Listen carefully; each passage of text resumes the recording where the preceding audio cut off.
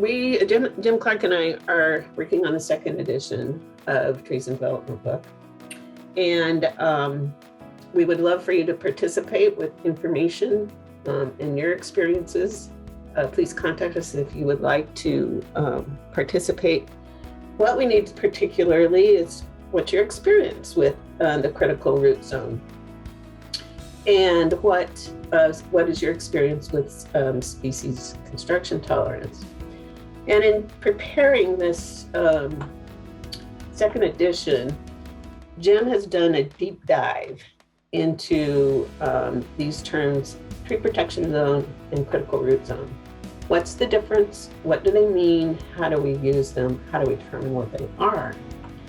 And he has assembled a group of people, including everyone on our program today, and Sharon and Lily, to talk about this subject. You know, how do we differentiate between these, and how do we define them? And what we have come up with is that the tree protection zone protects the root, soil, trunk, and crown. It is defined by the arborist. It's related to what the development site is, and it is a line on the plan. The critical root zone, on the other hand, is a biological constraint, and it is the limit we can push the trees to still maintain good health and stability and structure. We don't know how to calculate this.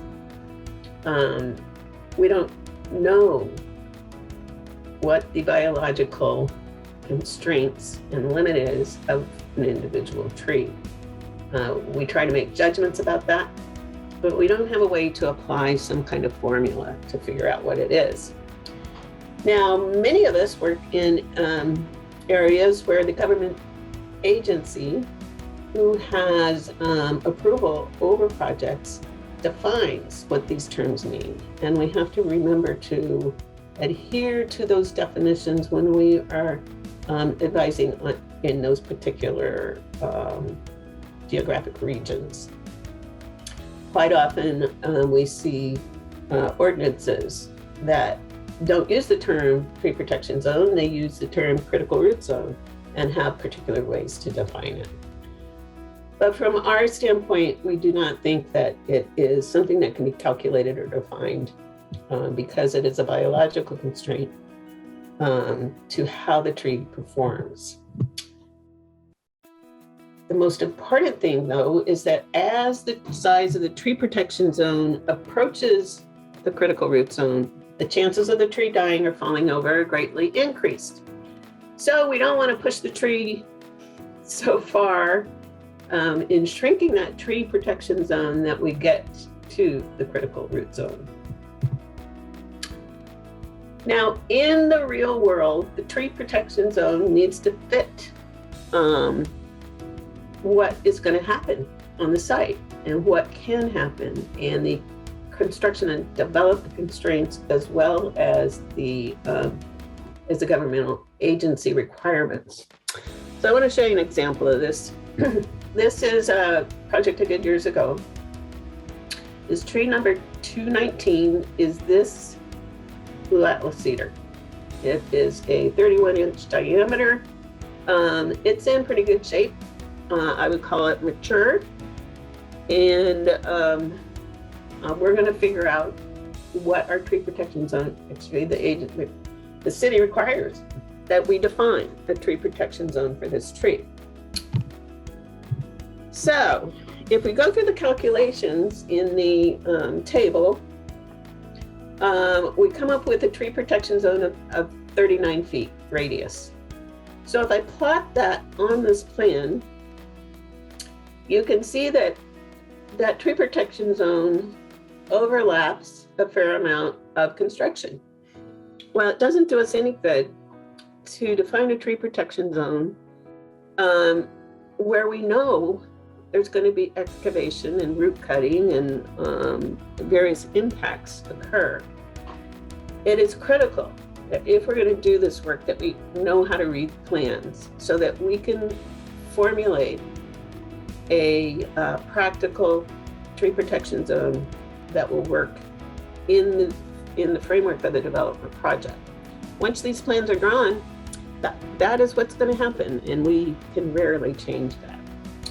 One of the things we were able to change for this tree is, instead of having this slope continue under the tree, we asked the engineer to design a retaining wall to hold natural grade from here to the back of that retaining wall.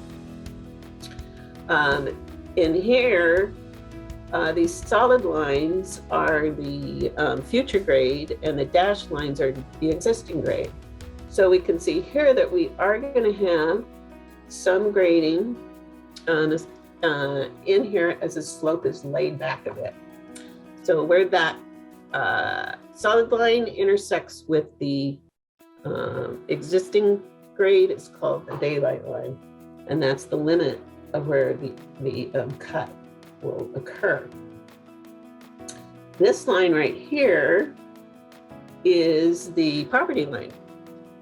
So if we don't have any jurisdiction, we don't have any over what happens on this side of the tree. So defining a tree protection zone over there may be meaningless. Now then, what we can get based on this plan is about 20 feet. So from here to here is about 20 feet. So we have to be practical about defining this tree protection zone if we can't change anything about the design. So here is my definition of a practical tree protection zone for this tree. Note, it does not have a continuous radius. It has a weird shape that fits what is possible with the site. We have to have this tree protection zone a couple of feet behind the wall, because excavation is going to occur a couple of feet behind the wall in order to construct the wall. We need to give space over here to allow the grading to meet natural grade. And we can't really go past the property line, because we would be on somebody else's property. So this is what I came up with for the tree protection zone for this.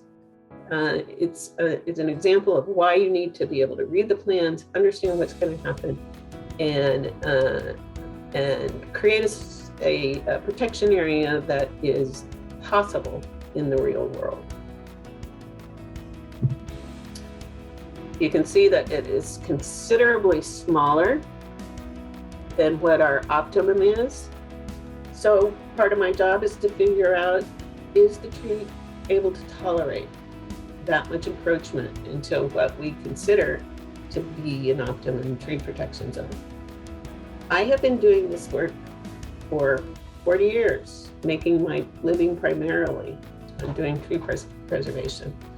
And I have to say that while I have a whole lot more experience, I still cannot say with assurance whether this tree will tolerate that or not. So then the question is, well, do we recommend retaining it with these limitations, or do we say remove the tree? By and large, unless I'm positive the tree isn't going to survive, I'm going to do the best I can to establish the tree protection zone and stick to it in the field.